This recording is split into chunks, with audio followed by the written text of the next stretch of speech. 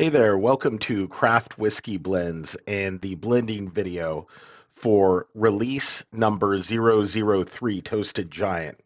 Toasted Giant is a blend of two different batches that were both aged, one in a barrel and one in glass with toasted staves.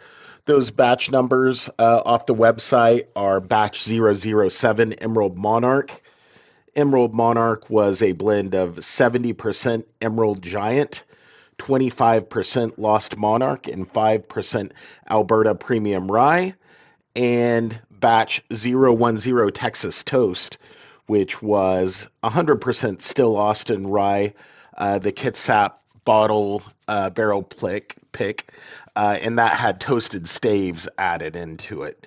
The Emerald Giant blend was actually not bottled, but was barreled in a reused Bad Motivator barrel, and that was XB03889. It was the second use of a barrel that was created out of used staves from Maker's Mark barrels. So both of these whiskeys that went into the blend, besides being fully released retail whiskeys, had some additional time against oak with them. In the case of the Monarch batch, that was actually in a barrel with some natural atmospheric weather, and in the case of the 010 Texas Toast blend, mostly inside with some toasting staves. I'll have another probably YouTube short that shows the toasted staves process.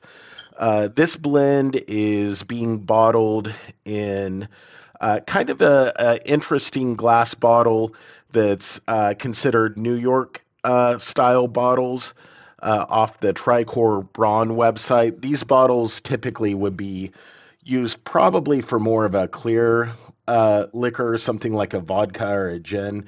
But I really wanted to give them a try out. They come 12 to a case, see how they look.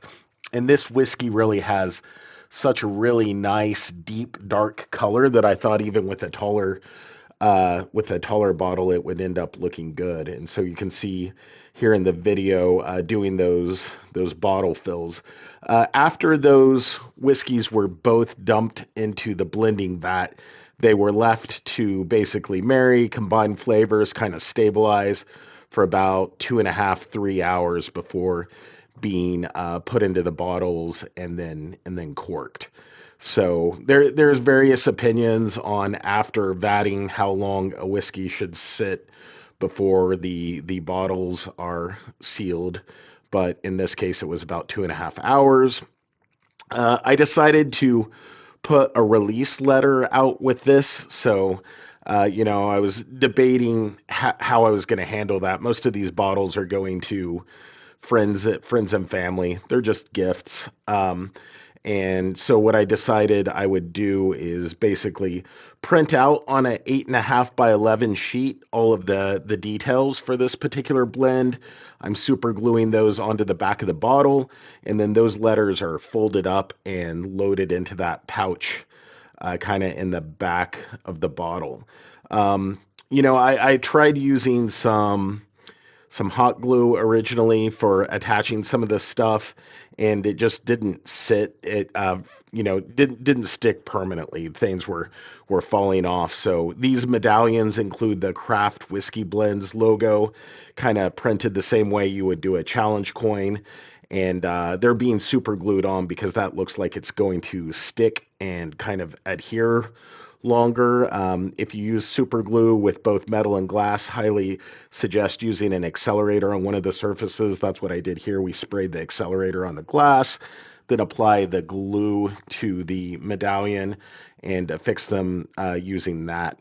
Lastly, I'm planning on putting all my batch notes on the Craft Whiskey Blends website, which is where you can look up the details of the batch and the release. The release really corresponds to a particular bottling, and the batches, a particular release could be 1 or more batches here. So you'll see those on there, and then you can come over to YouTube, watch the video.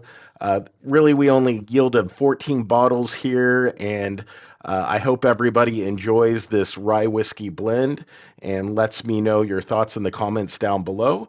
Look forward to seeing you on the next release. Thank you. Goodbye.